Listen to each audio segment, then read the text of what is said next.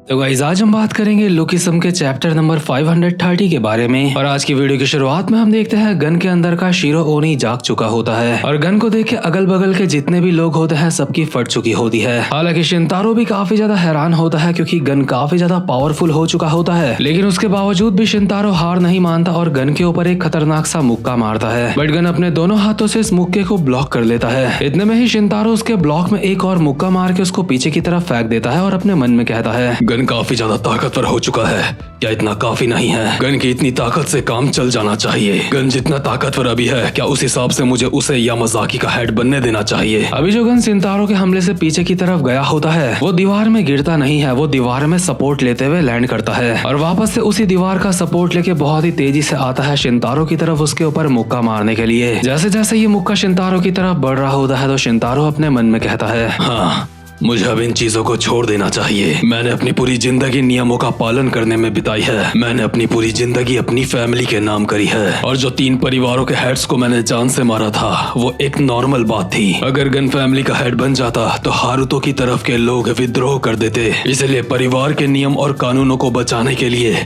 मैंने अपने ही बेटे हारुतो को जान से मार दिया। लेकिन उसके बाद मुझे पता चला कि यामाजाकी का हेड तो मैं ही हूँ और ये आजादी मुझे यामाजाकी इसके नियमों ने दी थी। लेकिन अगर हमेशा से हेड मैं था तो मेरे बेटे हारुतो को मरने की क्या जरूरत थी? आखिर मेरा एक अकेला लौता बेटा क्यों मरा? अगर अभी मैं यहाँ पे पीछे हट जाता हूँ तो इसका मतलब ये होगा कि मैंने अब तक जो कुछ भी करा उसका कोई भी मतलब नहीं है। साथ ही में अभी मेरे रुकने का मतलब होगा कि हारुतो की मौत भी बेकार हुई। मैं रुक नहीं सकता। मैंने यामाजाकी के नियमों को फॉलो करते हुए अपने बाप को भी जान से मार डाला। मैं अभी रुक नहीं सकता क्योंकि मैंने अपने भाई शिनगेन को भी जान से मारा है। शिनगेन को मारने के बाद ही मैं फैमिली का हेड बना था। मैं अपनी जिंदगी को बर्बाद नहीं होने दे सकता था, इसलिए मुझे फैमिली का हेड बनना ही था। मेरे हेड बनने के बाद रूल के हिसाब से सब कुछ वैसा ही हो चुका था जैसा होना चाहिए था। मेरा हेड बनना बहुत जरूरी था क्योंकि अगर मैं हेड ना बनता तो नियमों का पालन ना होता। हालांकि फैमिली का हेड बनने का डिजायर मेरे अंदर नहीं था, ये कोई बड़ी बात नहीं है। लेकिन जब तक मैं फैमिली का हेड बना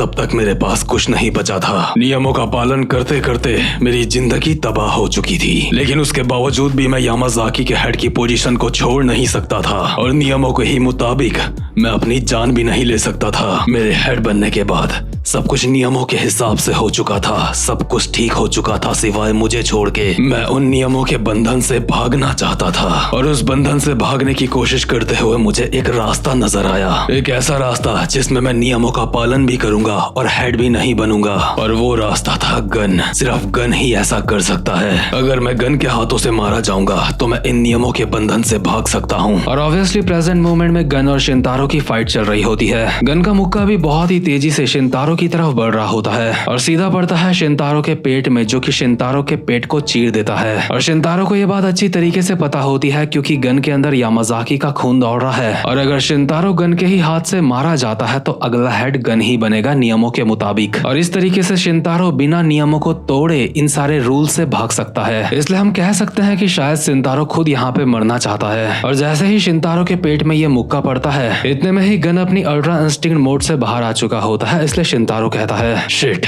लगता है तू दोबारा से होश में आ चुका है। गन की आंखें नॉर्मल हो चुकी होती है और वो कहता है, क्या आखिर यहाँ पे क्या हुआ? शिनतारो कहता है, यंग मास्टर, तुम उसी स्टेट में पहुंच चुके थे जहाँ पे शिनगन गया था। तुम बिल्कुल शिनगन की तरह बन चुके थे और उसका नतीजा तुम्हारे सामने है। यंग मास्टर, मेरी तुमसे रिक्वेस्ट है, प्लीज मेरी तरह मत बनना। इसी के साथ शिनतारो गन का हाथ पकड़ता है और अपने पेट के और ज्यादा अंदर डाल देता है, यानी कि वो मरना चाह रहा है। साथ ही साथ में शिनतारो अपने मन में बोल रहा होता है, यंग मास्टर, मुझे माफ कर देना, प्लीज फैमिली के हेड बन जाओ। मुझे माफ करना, मैं ये बोझ तुम्हारे सर पे डाल रहा हूँ। मुझे माफ करना, मैं अपनी जिम्मेदारियों से भाग रहा हूँ, प्लीज मुझे माफ कर देना। अभी शिनतारो को बहुत ही क्रिटिकल डैमेज पहुंचा होता है जिस वजह से वो अपने घुटनों में आ चुका होता है और बस मरने ही वाला होता है और अपनी आखिरी सांसों के साथ बोल रहा होता है, फाइनली सब कुछ खत्म हो चुका है। मैं फाइनली फैमिली के नियम और कानूनों से भाग सकता हूँ। शुक्रिया यामाजाकी गन।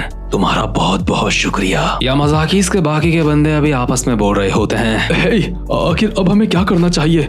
क्या सर शिनतारो मर चुके हैं? क्या गन सर शिनतारो से जीत चुका है? लेकिन इतने में ही गन शिनतारो को कहता है, यामाज़ाकी शिनतारो, तूने कहा कि मुझे तेरे जैसा नहीं बनना है, लेकिन शिनतारो मैं तुझसे अलग हूँ। मैं अपने फैसलों पे कभी भी पछताता नहीं हूँ। इस दुनिया में सिर्फ रिजल्ट्स मायने रखते हैं। तो खैर शिनतारो मर चुका होता है। इसके बाद सीन शिफ्ट होता है। इस सब के बाद ऑब्वियसली गन यामाज़ाकी का हेड बन चुका होता है, बट गन अपने दो जानने वाले बंदों को हेड बनने के लिए कहता है। मतलब कि गन जब जापान में नहीं होगा तो हेड बनने का काम ये दोनों संभालेंगे, और यामाज़ाकीज़ के नियमों के हिसाब से ये चीज करना कोई गलत बात नहीं है। वैसे भी ये दोनों बंदे गार्डियन फैमिलीज के सबसे बड़े बेटे होते हैं, यानी कि जो यामाज़ाकीज़ के साथ काम करते हैं। और जब यामाज़ाकी का हेड जापान में नहीं होगा तो ये दोनों बंदे हेड का काम संभाल सकते हैं। लेकिन इन दोनों के हेड बनने में यामाज़ाकीज़ के कुछ एफिलिएट्स ऐसे भी हो सकते हैं जिनको इस बात से दिक्कत होगी, और यही बात अभी ये दोनों बंदे गन को समझा रहे होते हैं कि आगे शायद कुछ दिक्कत भी हो सकती है। इसीलिए गन इन बंदों को कहता है, उस बात की चिंता तुम मत करो।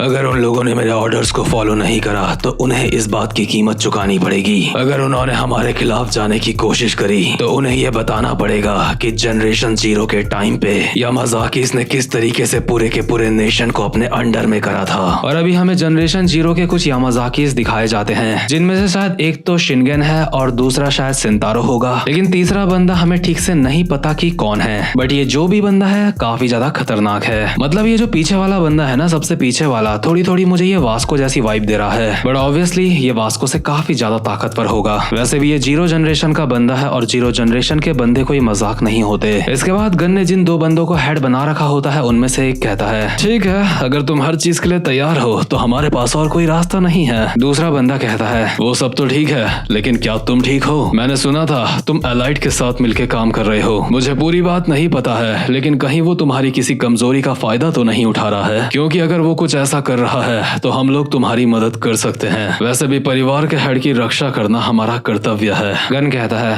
लगता है तुम लोग कुछ ज्यादा ही चिंता कर रहे हो। चिंता मत करो, मैं चार्ल्स जोई के साथ अपनी मर्जी से काम कर रहा हूँ। मैं देखना चाहता हूँ कि चार्ल्स जोई का अंत किस तरीके से होगा। और अभी हम वापस से प्रेजेंट मोमेंट में पहुंच चुके होते हैं, जब गन ये सारी की सारी बातें जेल में बता रहा होता है डैनियल को, यानी कि छोटे वाले डैनियल को। मतलब कि गन अपनी पूरी कहानी डैनियल को बता चुका होता है और अब भी लास्ट में बोल रहा होता है, तो चार्ल्स जोई का अंत इस तरीके से हुआ। डैनियल, अगर तू इस चीज के बारे में और कुछ भी जानता है तो भी कुछ बदल नहीं पाएगा। डैनियल पार्क, तूने अब तक जो कुछ भी करा उसमें पछताना मत। अब तुम वापस जा सकते हो। तो खैर डैनियल की मीटिंग गन के साथ खत्म हो चुकी होती है और वो जेल से बाहर आते हुए अपने मन में बोल रहा होता है, बड़े भाई गन से मेरी मुलाकात हुई, लेकिन गन आखिरी दम तक चार्ल्स जोई की तरफ रहा। मुझे अब भी समझ नहीं आ रहा है कि गन भाई ने ऐसा क्यों करा। मुझे लगता है अब मैं गन से आगे इतनी आसानी से नहीं मिल पाऊंगा। बट इतने में ही डैनियल को आवाज सुनाई देती है, जिनरैंग आजाद हो चुका है। यानी कि इसी मोमेंट में एक और बंदा जेल से बाहर आया होता है जिसका नाम होता है जिनरैंग, जो कि डैनियल के अभी बिल्कुल बगल से गुजरा होता है। और डैनियल अपने मन में कहता है, क्या आखिर ये कौन है?